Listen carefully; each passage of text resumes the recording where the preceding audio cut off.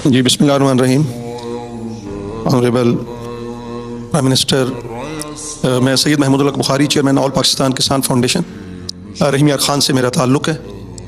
मैं ख़ुद भी और अपने किसानों की तरफ से इमरान खान साहब आपका तहे दिल से मशकूर हूँ। शायद आपको इस बात का एहसास नहीं होगा कि आपके पास इतने काम और बहुत हैं, लेकिन आपने ये जो शुगर फैक्ट्री कंट्रोल एक्ट पे पहरा दिया है, खुदा की कसम आपने हमारे दिल जीत लिए।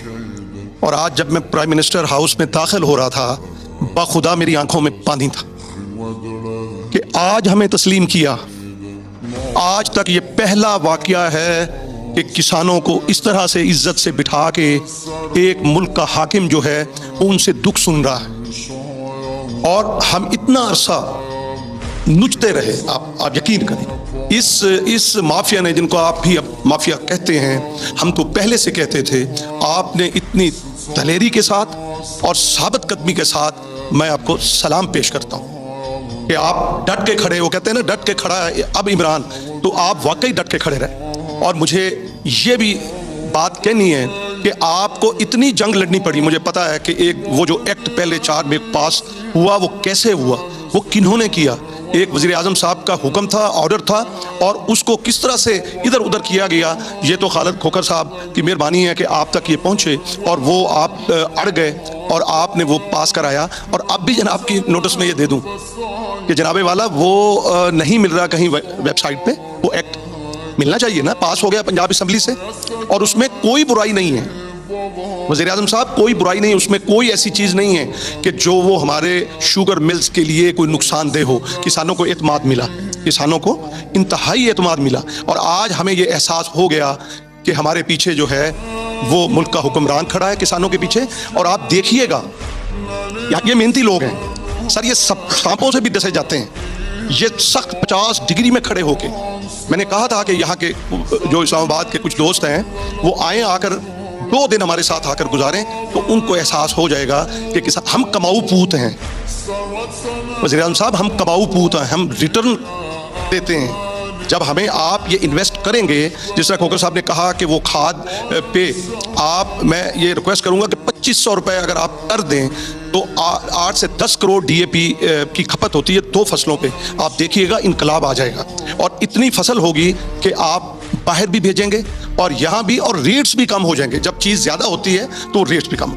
एक दूसरा मैं जनाब वाला कहूँगा वो कि कॉटन के हवाले से बात की, तो उसमें हम डिफेंड करते हैं, टीवी टॉक शो में ये भी बैठते हैं, मैं भी बैठता हूँ, और हम कहते हैं जी इस हुकूमत ने, मैंने कहा नहीं, वक्त करता है परवरिश बरसों, हादसा एक दिन में रूनुमा नहीं होता, ये तो कई दहाइयों पीछे चले जाएं और ये बर्बादी का तसलसल है।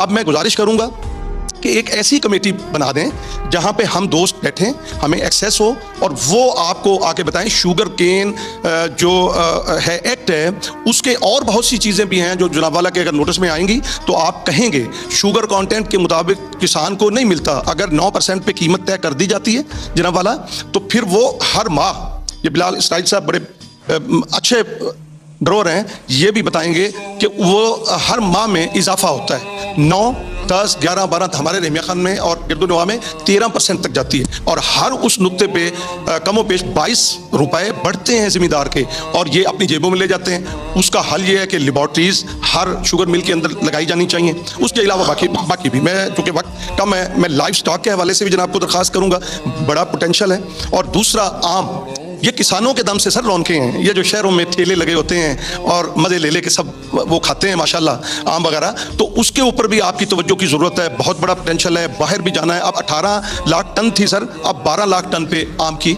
जो प्रोडक्शन आ गई है, उसके लिए आप जो है वो प्रोसेसिंग प्लांट वहाँ पे उस जोन में लगा सकते हैं। और फिर पैकिंग के हवाले से है, और बहुत सी चीज़ें हैं जो हम आपसे करना चाहते हैं या आप तक पहुँचाना चाहते हैं। आप काइंडली, मेरी ये दरख्वास्त है, हम डिफेंड कर रहे हैं वहाँ बैठ के।